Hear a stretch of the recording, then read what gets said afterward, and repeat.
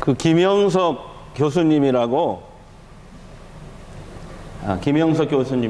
얼마 전에 TV도 나오셨는데 올해 102세십니다. 여러분도 102세까지 사시기를 바랍니다. 아멘 하시는 분이 별로 없어요. 102세인데 한신대에서 그리고 연세대에서 철학을 오랫동안 가르치셨고 또 이분이 최근에 쓴 책이 나왔어요. 기독교 아직 희망이 있는가라는 책인데요. 이런 내용입니다. 신앙과 삶은 구별된 게 아니다. 지금 한국교회가 교회주의적인 사고에 갇혀서 세상과 소통하지 못하고 있다. 100년 후에도 우리 기독교가 세상의 희망이 되기 위해서 꼭 필요한 게 뭐냐? 세상 사람들이 우리를 보고 나도 그리스도인처럼 되어야 되겠다 이런 생각을 할 수 있도록 희망을 제시해야 된다. 세상의 생각과 가치관에 우리가 끌려갈 게 아니고 그 생각과 가치관을 이끌어 가야 된다.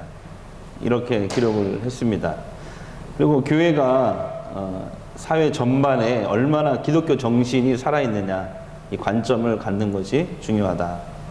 이렇게 참 주옥 같은 그런 글들을 써놨더라고요. 그래서 한마디로 우리끼리 교회 안에서 잘 하는데 교회 밖에서는 그게 잘 안 된다는 거죠. 교회에서는 잘하는데 교회 밖에서는 못 한다는 거죠. 그래서 한국교회 위기와 과제를 정말 잘 짚어냈다 이렇게 생각을 합니다.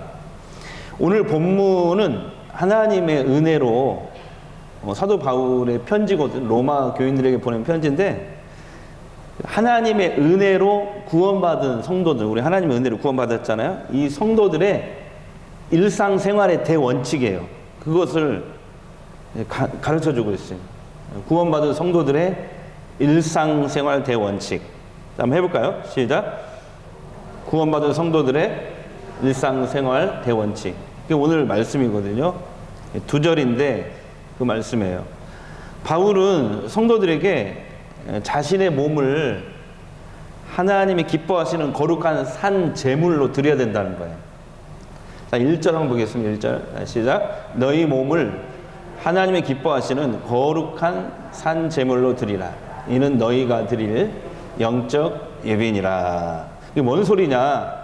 여기서 말하는 몸은요, 그 소마타라고 되어 있으니 복수형이에요. 그러니까 단순히 육체만을 얘기하는 게 아니고 그 주변 우리의 인격, 그 사람의 인격, 그리고 그 사람이 주변 사람들과 만나는 이 관계 속에서 맺는 그 일상생활을 전체를 다 뜻하는 거예요.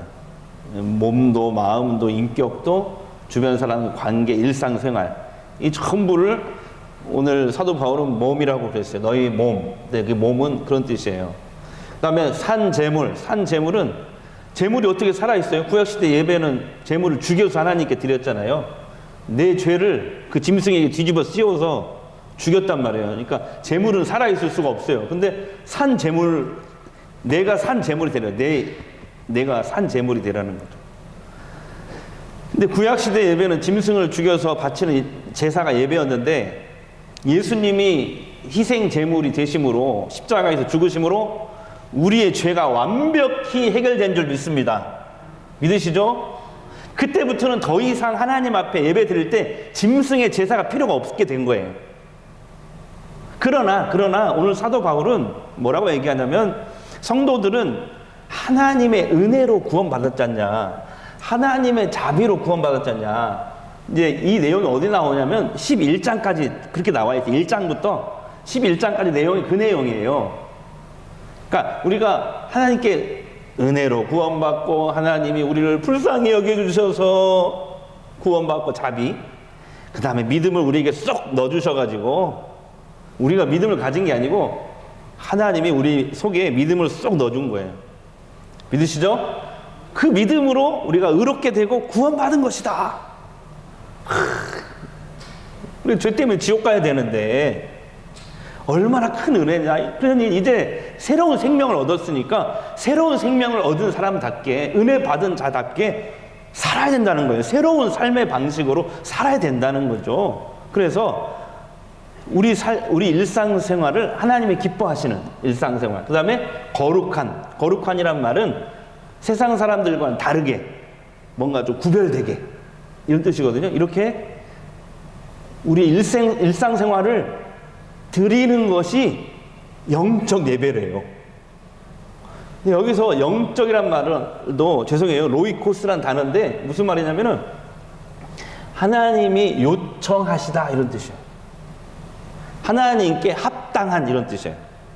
그러니까 영적 예배는 무슨 뜻이냐면 하나님께서 요구하시는 예배, 하나님이 요청하시는 예배. 오늘 설교 제목이죠. 하나님께서 요청하는 예배. 다 같이 시작. 하나님께서 요청하는 예배. 그게 하나님께서 요청하는 예배라는 거예요. 정리하면은 이거예요. 하나님이 요청하는 예배는 성도들이 하나님을 기쁘시게 하고 세상과 구별된 거룩한 일상생활 자체가 예배라는 거예요. 성도의 일상생활이 전부가 다 예배다. 자, 시작. 성도의 일상생활 전부가 다 예배다. 그 비행기가 두 날개로 쫙 비상을 하고 날아가잖아요.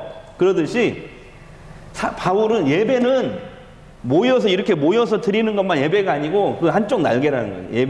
예배 한쪽 날개. 또 다른 예배 한쪽 날개는 뭐예요? 성도의 하나님을 기쁘시게 하고 세상 사람들과 구별된 일상생활, 이게 예배라는 거예요. 이 두 날개가 쫙 이렇게 균형이 잡혀야지 한쪽만 이렇게 되면 어떻게 되겠어요? 비행기가 떠요, 안 떠요? 안 뜨죠. 그러면 우리 예배가 하나님께 상달돼요, 안 돼요? 안 되는 거죠. 하나님이 기뻐 받지 않는 거죠. 두 날개 쫙 예배가. 그래서 전문용어로 모이는 예배, 흩어지는 예배. 딱 두 날개로 예배가 딱 비상을 해야 하나님이 그 예배를 받으신다. 아멘. 근데 사도들과 바울 사도로부터 이렇게 신앙 교육을 받았던 최초의 교회 성도들 있잖아요. 초대교회 성도들은 그렇게 예배를 드렸어요. 이 두 날개, 예배의 두 날개로 모여서 드리는 예배도 정말 잘했어요. 그리고 흩어져서도 일상생활도 정말 잘했어요. 안 믿는 사람으로부터 칭찬을 받을 정도라니까요. 그 믿는 사람을 보고 안 믿는 사람들이 교회에 막 몰려왔다니까요. 한번 볼게요. 자, 사도행전 2장 46절 47절 시작. 날마다 마음을 같이하여 성전에 모이기를 힘쓰고, 또 집에서 떡을 떼며, 집에서 떡을 뗀다는 것은 이제 핍박이 막 심해지니까 성전에 못 모이고 어디에 모여? 집에서 모이기 시작해요. 떡을 뗐다는 얘기는 성만찬했다는 뜻이거든요. 예배 드렸다는 거예요. 성전에서 모이든 집에서 모이든 어쨌든 예배를 드리는 거 힘썼고, 그 다음에 또 그 밑에 보면 또 온 백성에게, 여기 온 백성은 믿는 사람, 안 믿는 사람? 안 믿는 사람에게 뭘 받았다? 칭찬을 받았다. 그 삶이 얼마나 칭찬받았으면 칭송을 받았다. 그래서 어떻게 해요? 주께서 구원받은 사람을 날마다 더하게, 교회가 막 몰려오는 거죠. 먼저 믿은 크리스찬을 보고 세상 사람들이 막 칭찬을 하면서, 성도를 칭찬하는 것이 하나님을 칭찬하는 거예요. 아멘. 성도를 욕하는 것은 누구를 욕하는 거예요? 하나님을 욕하는 거예요. 성도를 칭찬하면서 교회로 막 몰려오는 거죠. 그래서 또 보세요. 두 번째 교회, 안디옥 교회, 최초의 이방 지역에 세워진 교회, 안디옥 교회. 여기도 한번 보세요. 사도행전 11장 26절 시작. 여기 둘은 안디옥 교회 파송한 목회자들이 바나바, 바울이거든요. 자, 둘이 교회에서 1년간 열심히 예배드리고 가르쳤어요. 큰 무리를 가르쳤어요. 그랬더니 어떻게 보세요? 시작. 제자들이 안디옥에서 비로소 그리스도인이라 일컬음을 받게 되었더라. 지금 세상 사람들이 저 사람 예수쟁이야. 그러면 이거 칭찬이에요? 욕이에요? 욕이란 말이에요. 근데 이때는 저 사람 예수쟁이야. 그러면 뭐예요? 칭찬이란 말이야. 칭찬. 이렇게 사도행전 11장에 나오는 저 사람 그리스도인이야. 이런 소리를 우리가 들어야 되는데, 그러니까 이 최초의 성도들은 그렇게 예배의 두 날개를 가지고 일상생활이란 예배, 그 다음에 모이는 예배 두 개가 다 잘 들여서 균형 있게 하나님께 합당한 예배를 드리게 됐던 것이죠. 자, 그러면은 성도들의 일상생활이 정말 하나님이 기뻐 받으시는 예배가 되려면 신자가 도대체 어떤 기준으로 살아야 되느냐, 뭐 기준이 있어야 될 거 아니에요. 그냥 막 살 수는 없잖아요. 뭘 기준으로 살아야 되느냐, 그게 2절 말씀에 나오는 거예요. 자, 2절 말씀을 우리 큰 소리 읽겠습니다. 시작. 이 세대를 본받지 말고 오직 마음을 새롭게 함으로 변화를 받아 하나님의 선하시고 기뻐하시고 온전하신 뜻이 무엇인지 분별하라. 자, 우리 일상생활이 하나님이 기뻐 받으시는 그런 예배가, 영적 예배가 되려면은, 하나님이 요청하시는 예배가 되려면은 2절 말씀 잘 보시면, 이 세대를 본받지 말라. 이게 무슨 말이냐면 한마디로 세상을 따라 살지 말라. 세상에 제발 끌려다니지 말라. 세상의 유행에 끌려다니지 말고 내 생활의 기준이 되지 말라. 세상이. 그런 뜻이에요. 그 다음에 마음을 새롭게 하여 변화를 받아다. 이 무슨 말이냐면 예전에 죄된 생활, 악한 습관, 성품, 악한 생각들과 행동들 버리라는 거예요, 다. 그리고 제발 영적으로 새롭게 되라, 이런 뜻이에요. 우리가 하나님의 은혜로 구원받았는데 이 정도는 우리가 해줘야 되지 않겠어요? 하나님께? 예? 예. 여전히 하나님 은혜 막 구원받았는데 옛날 생활 그대로야. 예. 그러면 안 된다는 거예요. 그건 예배가 아니죠. 그 다음에 하나님의 선하시고 기뻐하시고 온전한 뜻이 무엇인지 분별하라. 무슨 말이냐면 자신의 욕심, 의지, 자신의 계획을 가지고 그 계획대로 살아가지 말고 말씀과 성령의 인도하심을 따라 살아가라, 이런 뜻이에요. 예. 내 계획과 내 욕심 따라 살지 말고 성령님과 말씀 따라 살아가라, 이런 뜻이에요. 근데 세상 사람들은 하나님을 모르니까 세상을 따라 삽니다. 자기 욕심, 자기 마음이 원하는 대로 거기에 따라 살아가는 거예요. 그게 당연한 거예요. 하나님 모르니까. 그렇게 사는 것이 잘 사는 것이고 성공하는 것이고 행복하게 사는 거라고 생각을 해요. 근데 하나님은 아니라고 말씀하세요. 그게 아니야. 자, 보세요. 자, 이사야 55장 2절 보겠습니다. 시작. 너희가 어찌하여 양식이 아닌 것을 위하여 은을 달아두며 배부르게 못할 것을 위하여 수고하느냐. 내게 듣고 들을지어다. 그리하면 너희가 좋은 것을 먹을 것이며 너희 자신들이 기름진 것으로 즐거움을 얻으리라. 할렐루야. 그러니까 세상을 본받으면 돈은 벌 수 있을지 몰라요. 부자로 살 수 있을지 몰라요. 예, 그럴 수 있죠. 근데 하나님 뭐라고 했냐면 절대 잘 살지 못할 걸, 행복하지 못할 걸, 천국에 가지도 못할 걸. 우리는 돈을 많이 벌고 내가 원하는 대로 내 계획대로 다 되면은 이것이 막 행복하게 될 것 같고 막 그러잖아요. 잘 살 것 같고 그러죠. 근데 그게 아니라는 거예요. 너희는 내게 와서 들어야 된다는 거예요. 하나님. 예? 하나님께 와야 된다는 거예요. 그래서 저는 여러분, 잘 사는 것과 부자 되는 것은 다르다. 예? 부자 되는 게 잘 사는 거예요? 세상 사람들 그렇게 말을 하지. 근데 가만히 생각하면 그게 다른 거라니까요. 부자 되는 것이 행복한 거예요?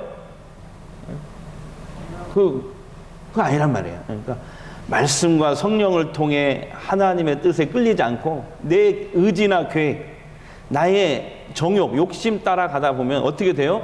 성경 이렇게 얘기해요.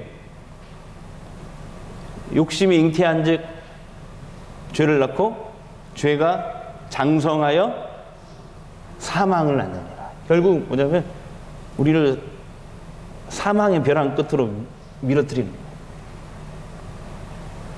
주 안에 있는 나에게 참 근심이 있으랴 십자가 밑에 나가 내 짐을 풀었네. 아멘. 주님을 찬송하면서 할렐루야 할렐루야 할렐루야. 내 앞길 멀고 험해도 나 주님만 따라가리. 그 두려움이 변하여 내 기도 되었고 하면 첫날의 한숨 변하여 내 노래 되었네. 하면 주님을 찬송하면서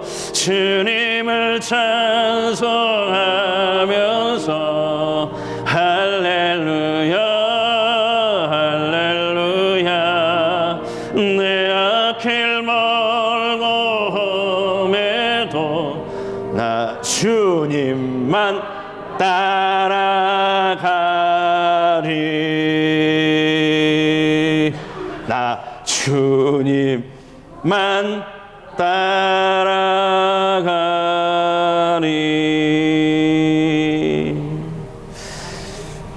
교회가 지금 굉장히 코로나19로 큰 위기와 어려움 가운데 처해 있습니다. 한국교회가. 목회자가 느끼는 것보다 평신도가 느끼는 게 더 클 거예요. 가장 큰 위기는 뭐냐면 사회의 반기독교적인 분위기가 점점 확산되고 있어요. 지난주에 머리 깎으러 갔다 왔는데 거기 남자 미용사가 새로 왔는데 목사님이세요. 어디 목사님? 여기 전주 성광교회 목사예요. 예. 그런데 교회가 왜 그럽니까? 바로 됐든. 그래서 내가 좀 항변을 했죠. 아니 전국의 교회가 8만 개다. 예. 그 중에서 한두 교회가 일탈을 한 거 가지고 왜 이러냐. 대부분의 교회는 얼마나 잘하는 줄 아냐. 사실 우리 성광교회를 봐라. 예. 뭐 그런 얘기 했었어요. 예. 예? 잘하고 있다. 이런 얘기 했었어요. 그래서 자기 엄마가 예수 믿고 돌아가셨는데 그 유언을 했대. 제사 지내지 말고 너 교회 나가서 추도 예배 드리라. 그래서 내가 우리 교회 오라고 했는데 오늘 안 왔네요. 보니까 이렇게 보니까 없어. 다시 이번 주에 또 찾아가려고. 너 온다고 했는데 왜 안 왔느냐. 교회 오면 내가 추도 예배 드려준다고 했거든. 예. 예.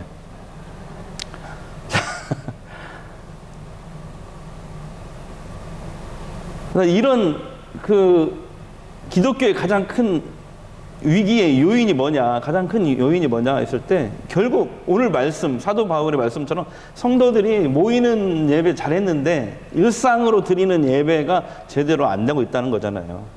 그거잖아요. 그래서 우리에 대한 기대가, 세상 사람들의 기대가 실망으로 바뀌고 걱정으로 바뀌고 지금은 분노로 바뀌고 있다는 거죠. 지난주에 예장 합동교단에서 미래 전략 수립을 위한 조사 결과를 발표했어요. 지난주 화요일 날.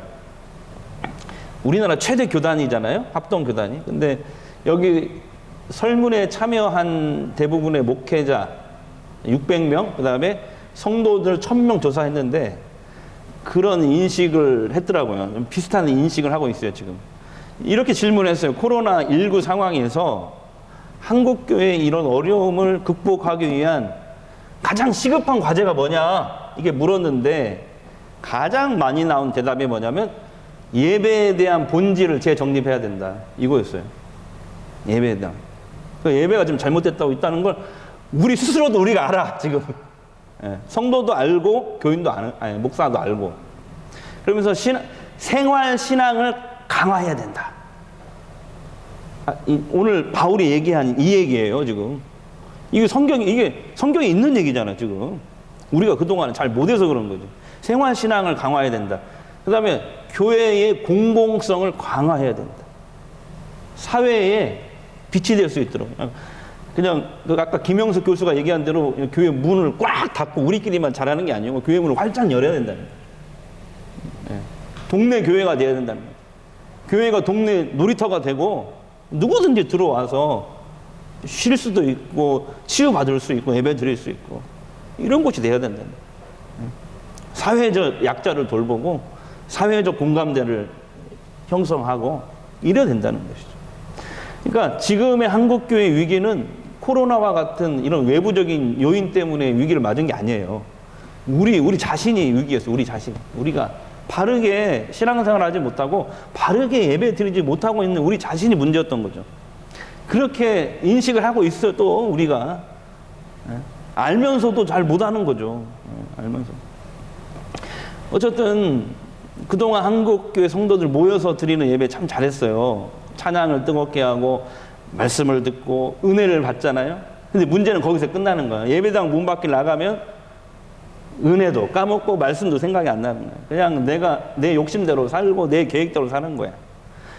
말씀과 은혜가 예배 때 말씀과 은혜가 일상으로 이어지지 않는 거죠. 그냥 주일 예배 1시간 드리면 그냥 신앙생활 다 했다고 생각하는 거예요. 끝. 이게 문제였던 것이죠. 우리는 코로나로 모이지 못하고 지금 다 흩어져 있잖아요.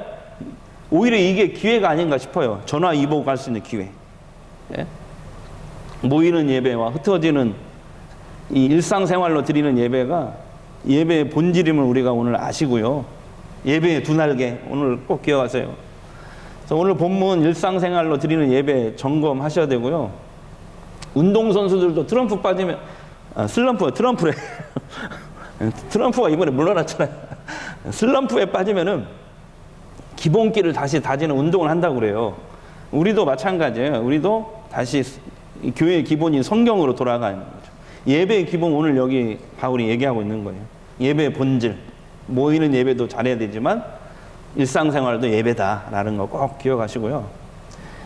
오늘 본문을 통해서 위기에 처한 한국교회가 나아갈 방향을 찾을 수 있다고 생각해요.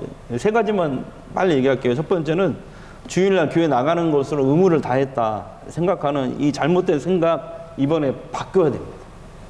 모이는 예배만 예배가 아니고 흩어져서 하나님이 기뻐하시는 일상생활을 하는 것, 구별된 일상생활을 하는 것, 이것도 이 자체도 예배라는 거 가슴에 새겨야 됩니다. 근데 여기에서 아니 목사님 어떻게 24시간 일주일 내내 어떻게 하나님 뜻대로 삽니까? 물론 그렇죠. 우리가 연약하죠. 일상생활 속에는 회개도 포함됩니다. 회개생활. 잘못하면 얼른 나와서 회개하면 돼요. 또 고치면 돼. 주눅들 필요 없어요. 그냥. 김영숙 교수가 지적한 대로 코로나 이후 교회는 더 이상 개토화된다고 하거든요. 우리끼리만 딱 문을 걸어 잠그고 그런 신앙생활을 해서는 안 되고요. 사회와 소통해야 된다는 거예요. 교회 문을 활짝 열고 누구나 쉽게 교회 들어올 수 있게 그렇게 그런 교회로 우리 만들어 나가시게요. 앞으로 동네 교회로 만들어 버리게요. 우리가 문턱을 스스로가 낮추고 그다음에 윤리와 도덕성 회복에 힘쓰고 약자를 돌보는 그 일에 우리가 이제 하나씩 찾아가면서 하시고요. 생명을 살리는 일에 앞장서야 되지 않겠어요? 건강한 가정 만들어서 예배의 본질을 회복해 나가는 그런 교회가 됐으면 좋겠어요. 그 다음에 또 우리 개인은요, 우리가 마주하는 사람들, 또 내일 만나는 사람들에게 예수님의 사랑을 전하고, 사랑으로 대하고, 포용하고, 이해하고, 이렇게 이런 교회로 우리가 스스로 거듭나야 될 줄로 믿습니다. 이렇게 이번 기회에 우리가 교회가 다시 자라면은 사회로부터 다시 신뢰를 회복하는 기회가 될 줄로 믿습니다. 두 번째는 일상생활에서 거룩을 회복하는 거예요. 거룩. 이 거룩이란 말은요, 오해하면 안 돼요. 세상과 등지라는 말, 이런 뜻이 아니에요. 세상 사람들이 살아가는 스타일, 추구하는 것, 가치관 따라가지 말라는 거예요. 우리 세상을 떠날 수 없어요. 돈 안 벌 수 없어요. 직장생활 안 할 수 없어요. 하셔야죠. 근데 뭐냐면 대신 오리인가 백조인가 이렇게 덕진공원에 가면 옛날에 가보면 오리가 이렇게 떠 있잖아요, 물에. 그런데 그냥 떠 있는 것 같아도 그냥 가만히 있으면 빠져 죽어요, 오리도. 어떻게 보면 물 밑에서는 하는 거거든요. 우리가 세상에 살지만 세상의 스타일과 세상 사람들의 가치관, 잘못된 이런 것들을 쫓아가면 안 된다는 거죠. 나름대로만. 우리의 삶의 목적은 뭐예요? 부귀영화, 입신양명, 소원성취가 아니에요. 뭡니까? 우리가 어디서 뭘 하든지 하나님의 영광을 드러내는 거예요. 할렐루야. 예. 지금까지 세상에 집착하면서 내 스타일대로, 세상 스타일대로 살았다면 이제 빨리 예수 그리스도 쪽으로 그 방식을 바꿔야 돼요. 과거 술 먹고 세상 잡기에 빠져 살았던 삶과 습관에 벗어나야 돼요. 거친 말을 막 뱉는 습관 버려야 돼요. 바르고 온화하게 말하는 그리스도의 모습으로 변해야 됩니다. 남을 비판하고 욕하고 헐뜯는 습관에서 예수님처럼 존중해주고 인정 못하지만 포용하고 이해할 수 있는 이런 사랑 많은 사람으로 변화돼야 돼요. 그죠? 인정하라는 건 아닌데 포용할 수 있어야 된다. 인내할 수 있어야 되는 거죠. 예. 하나님이 우리한테 그러고 있잖아요. 인내하고 참으시니까 우리가 여기 있는 거지. 마지막 세 번째는 뭐냐면 하나님의 선하시고 기뻐하시고 온전한 뜻을 잘 분별하고 살아야 된다는 거죠. 예. 이게 무슨 말이냐면 이렇게 하면 하나님이 기뻐하실 거야. 예. 그거 생각하고 그걸 행하시라는 뜻이에요. 조그마한 것부터 그렇게 하나님 기뻐하시는 일을 해 나가십시오. 그러면 하나님이 여러분을 붙잡아 주실 거예요. 하나님 여러분을 통해 영광을 나타내실 거예요. 그러면 목사님 일상생활에서 하나님의 뜻을 분별하는 방법이 뭐냐? 가장 중요한 건 첫 번째 성경 말씀이에요. 평소에 하나님 말씀을 잘 듣고 공부하고 읽고 하가하셔야 돼요. 하가. 예, 하가를 통해서 말씀이 마음에 새겨지게 하셔야 돼요.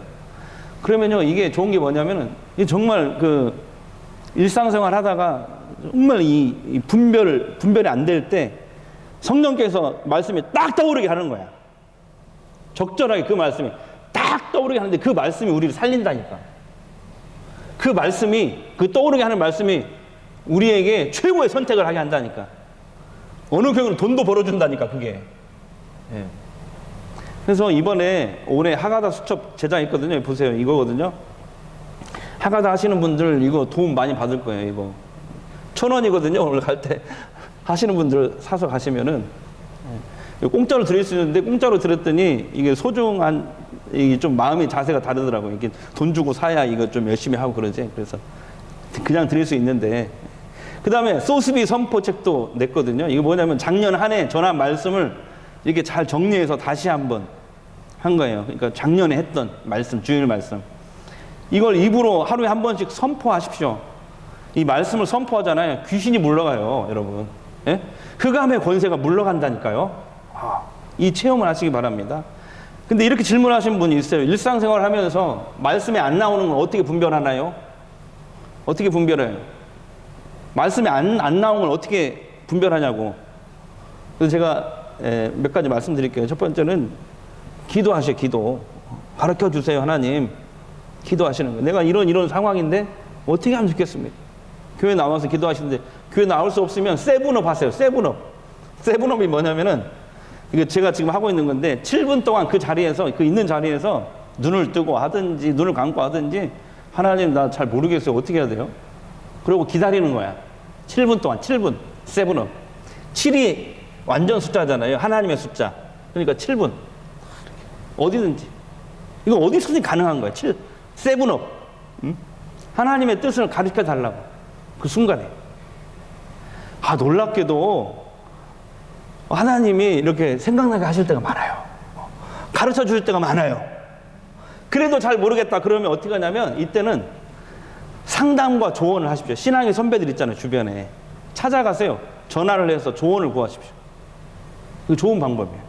우리는 모르는데 그분들은 금방 알 수가 있거든요. 나만 몰라 나만. 그럴 때가 많거든요.